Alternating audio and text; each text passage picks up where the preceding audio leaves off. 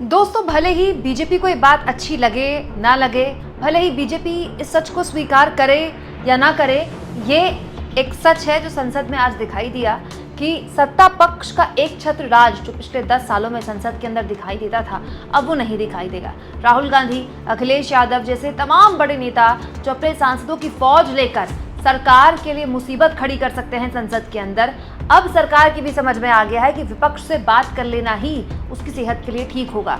और अब खबरें आ रही है दोस्तों कि स्पीकर के पद को लेकर, जी हां, लोकसभा स्पीकर के पद को लेकर कांग्रेस पार्टी से संपर्क किया है सत्ताधारी दल बीजेपी ने। आखिर क्यों बीजेपी ने कांग्रेस पार्टी से इस पूरे मामले में संपर्क किया और वो कौन सी शर्त है जो कांग्रेस ने बीजेपी के समक्ष रखी है, बीजेपी के सामने रखी है, ये सब कुछ तफसील से मैं आपको समझाने वाली हूँ इंडिया टुडे के इस आर्टिकल के जरिए। दोस्तों, इंडिया टुडे के इस आर्टिकल के जरिए बहुत सी वो बातें साफ होती हैं जो पिछले कई दिनों से मैं आपके सामने रख रही हूँ। दोस्तों, जेडीयू ने तो पिछले कई दिन पहले ही एक तरह से बयान देकर बीजेपी की मुसीबत कम कर दी कि हमें बीजेपी के लोकसभा स्पीकर से कोई आपत्ति नहीं है, अगर बीजेपी अपना लोकसभा स्पीकर उतारती है तो हम उसका समर्थन करेंगे। लेकिन अब जानकारी निकल कर आ रही है कि ये जो जेडीयू का बयान आया था, ये दरअसल बीजेपी ने दबाव डाला था जेडीयू पर कि वो इस तरह का बयान दे। क्यों? क्योंकि अब तक टीडीपी यानी कि तेलुगु देशम पार्टी यानी कि चंद्रबाबू नायडू की पार्टी की तरफ से पत्ते नहीं खोले गए हैं लोकसभा स्पीकर के लिए। तेलुगु देशम पार्टी अब भी लोकसभा स्पीकर अपना होने या फिर एनडीए के सहयोगी दलों का होने को लेकर जोर दे रहा है। हालांकि ये आर्टिकल ये भी कहता है कि तेलुगु देशम पार्टी ने एक तरह से प्रस्ताव रखा है, कोई ऐसी शर्त नहीं रखी है कि आप हमारा ही लोकसभा स्पीकर बनाएं, लेकिन टीडीपी चाहती है कि ऐसा अगर हो जाता है तो इसमें कोई बुराई नहीं, क्योंकि इससे पहले भी ऐसा हो चुका है। वाजपेयी सरकार के दौरान एग्जैक्टली यही माहौल था दोस्तों। वाजपेयी की जो सरकार थी वो भी गठबंधन की सरकार थी और टीडीपी, चंद्रबाबू नायडू की पार्टी, ऐसे ही समर्थन कर रही थी वाजपेयी सरकार को और उस वक्त टीडीपी का लोकसभा स्पीकर बना था। लेकिन तब से लेकर अब तक की बीजेपी में बहुत फर्क आ गया है और अब सहयोगी दल अगर इस बात को लेकर, खास तौर पर टीडीपी अगर इस बात को लेकर बहुत आश्वस्त नहीं है, तो क्या बीजेपी ने इसकी काट कांग्रेस के पास जाकर निकाली है? दोस्तों, इंडिया टुडे का ये आर्टिकल बताता है कि कांग्रेस पार्टी से संपर्क किया है बीजेपी ने कि आप हमारे लोकसभा स्पीकर का जो भी हम कैंडिडेट उतारेंगे उसका समर्थन कर दीजिए। दोस्तों, कहा यह जा रहा है कि संसदीय कार्य मंत्री किरण रिजिजू जब कांग्रेस पार्टी के राष्ट्रीय प्रवक्ता मल्लिकार्जुन खड़गे से मुलाकात करने गए थे, तब भी शिष्टाचार मुलाकात कही गई थी, लेकिन तभी ये जानकारी आई थी सूत्रों के हवाले से कि एक तरह से सरकार का एक मैसेज लेकर गए थे किरण रिजिजू कि आप हमारे लोकसभा स्पीकर के कैंडिडेट का समर्थन करें, अपना कैंडिडेट ना उतारें। क्योंकि इंडिया गठबंधन की तरफ से इससे पहले सूत्रों के हवाले से खबरें चली थी और हो सकता है इसमें सच्चाई भी हो कि अगर लोकसभा स्पीकर कोई ओम बिरला जैसा हुआ, जिनके नाम पर काफ़ी हद तक सहमति बनती दिखाई दे रही है, तो इंडिया गठबंधन अपना उम्मीदवार उतार सकता है।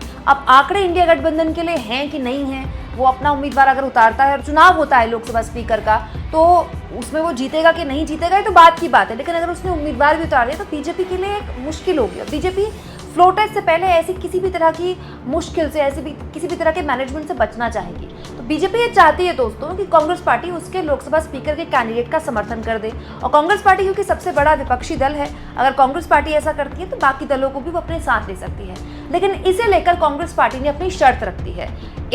हम देखेंगे कि आपका कैंडिडेट कैसा होगा, क्योंकि दोस्तों इससे पहले जो लोकसभा के अध्यक्ष थे ओम बिरला, उनको लेकर बहुत सी शिकायतें थी।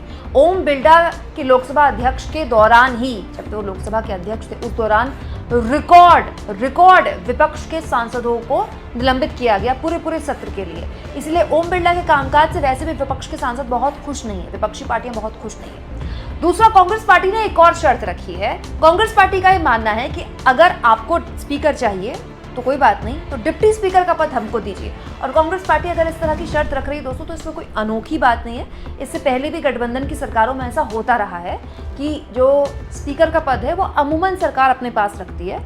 जब यूपीए की सरकार थी तो भी स्पीकर का पद अपने पास ही रखा था कांग्रेस पार्टी ने, लेकिन जो डिप्टी स्पीकर का पद होता है वो अमूमन विपक्ष के पास जाता है। और अब तो संख्या बल भी है विपक्ष के पास, कांग्रेस पार्टी के पास कम से कम इतनी संख्या बल तो है कि वो अपना नेता प्रतिपक्ष रख सकती है, तो वही शर्त भी रख सकती है। और ये शर्त रखी गई है कांग्रेस पार्टी द्वारा बीजेपी के समक्ष कि एक, हम देखेंगे कि आपका जो कैंडिडेट है लोकसभा स्पीकर के तौर पर वो कैसा है।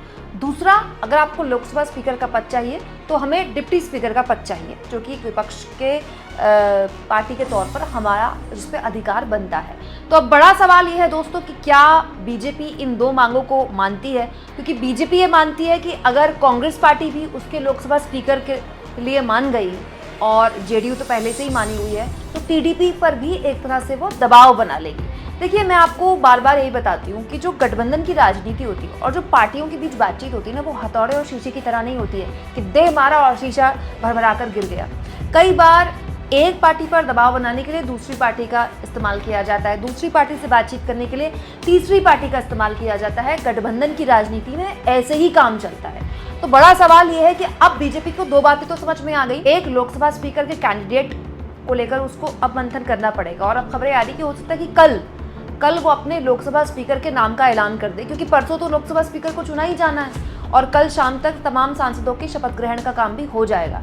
तो हो सकता है कल तक ये नाम सामने आ जाए कि कौन कैंडिडेट बीजेपी ने खड़ा किया है, और अगर उस कैंडिडेट से कांग्रेस पार्टी खुश नहीं होती है तो बड़ा सवाल ये कि क्या विपक्ष तैयार है ऐसे किसी कैंडिडेट के लिए।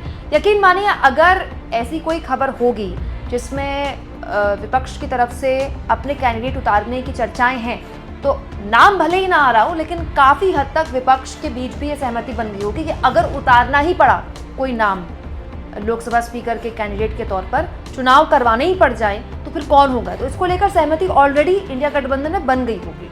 लेकिन नाम क्योंकि अभी तक सत्ताधारी दल की तरफ से नहीं आया है, तो नाम इंडिया गठबंधन ने भी नहीं दिया है। इंडिया गठबंधन अभी देख रहा है कि आप किसको आगे करते हैं, उसके बाद हम प्लान ऑफ एक्शन अपना तैयार करेंगे। तो अब जो गेंद है दोस्तों, काफी हद तक सरकार के एक्शन और कांग्रेस पार्टी के रिएक्शन पर है। सरकार कैसा कैंडिडेट उतारती है उससे तय होगा कि लोकसभा स्पीकर का वाकई में चुनाव होगा कि नहीं होगा। और अगर सरकार ओम बिरला जैसा ही कैंडिडेट उतारती है तो आप यकीन मानिए ये बहुत संभव है कि लोकसभा स्पीकर को लेकर भी चुनाव फेस करना पड़ जाए बीजेपी को, क्योंकि अभी बीजेपी को जाहिर तौर पर इस तरह की किसी भी असहज करने वाली स्थिति से वो बचना चाहेगी। दूसरा, अगर ऐसा हुआ कि उसने ऐसा कोई कैंडिडेट उतारा बीजेपी ने जो इंडिया गठबंधन को या विपक्ष के लोगों को भी सुहाता है, तो भी डिप्टी स्पीकर का पद तो एक तरह से कर्टसी के तौर पर देना पड़ेगा सत्ताधारी दल को या फिर बीजेपी को या एनडीए को। तो यहाँ पर हर लिहाज से कोई एक जो मनमानी, जिस तरह की मनमानी चलती रही बीजेपी की, वो अब बंद है। आप इससे इसका अंदाजा लगा सकते हैं, क्योंकि अगर आप सोचिए कि बीजेपी की 300 प्लस सीटें आ जाती तो अब तक स्पीकर के नाम का ऐलान हो चुका होता। ऐसा नहीं होता है कि स्पीकर के नाम के ऐलान में इतनी देरी लगती है। स्पीकर के नाम के ऐलान में मंथन हो रहा है, नाम पर जाहिर तौर पर चर्चा हो रही होगी, और अगर इंडिया टुडे की ये खबर सही है और वाकई में विपक्ष को रीच आउट किया गया है, कांग्रेस को रीच आउट किया गया बीजेपी द्वारा कि भैया आप हमारे नाम को समर्थन दीजिए ताकि हम अपने सहयोगी दल पर भी दबाव डाल सके, तो ये बड़ी अजीब सी स्थिति है कि टीडीपी पर दबाव डालने के लिए, अपने सहयोगी दल पर दबाव डालने के लिए वो मान जाए, इसीलिए कांग्रेस पार्टी से बात करनी पड़ रही है बीजेपी को, जो कि अच्छी बात है। लोकतंत्र में ऐसे ही काम होता है। इसीलिए मैं हमेशा से मानती हूँ दोस्तों कि हमारे देश का जो मिजाज है ना, उसके लिए गठबंधन की सरकारें बिल्कुल ठीक है, क्योंकि जब पूर्ण बहुमत की सरकारें या प्रचंड बहुमत की सरकारें होती तो सरकारें निरंकुश हो जाती हैं। संसद के अंदर, संसद के बाहर उनसे कोई सवाल पूछने वाला होता नहीं है।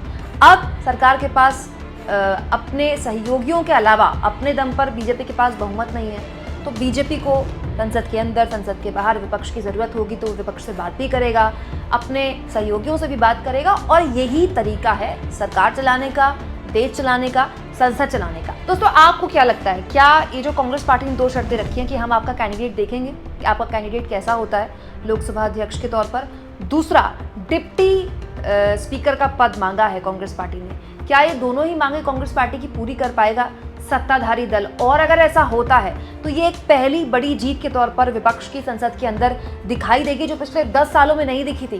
कमेंट बॉक्स में ज़रूर लिखें, और जितना हो सके दोस्तों चैनल को शेयर करें, सब्सक्राइब करें, और थैंक्स और ज्वाइन के ऑप्शन से अगर आप चाहें तो कुछ आर्थिक मदद भी चैनल की ज़रूर करें।